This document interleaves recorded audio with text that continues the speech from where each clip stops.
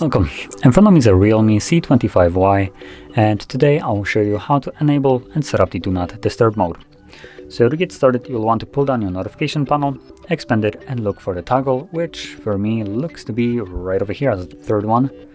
So once you find your toggle, you can tap on it to immediately turn it on, or you can also hold it. This will quickly take you to the settings where you will be able to customize how it functions. As you can see, we have all the options right here.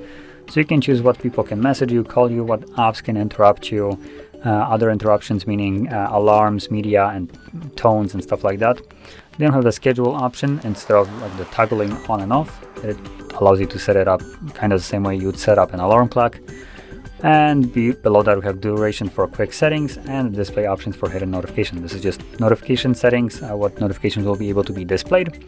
And the duration for quick settings refers to the toggle itself right here. So what will happen when you press it, and when you click on it, you have a couple options right here. So once you went through all the settings and customized them to your liking, you can leave the settings page and basically never come back to it again, because it's just setting it up once. As long as you don't need to change anything, is all you need. So from here, all you need to do is tap on a toggle to turn it on whenever you want to use it. And if you're using the schedule instead of just a manual toggle on and off, if you're using the schedule, then you need to make sure that it's just turned on right here, like this. And you don't need to actually do anything with this toggle right here. The phone will do it for you.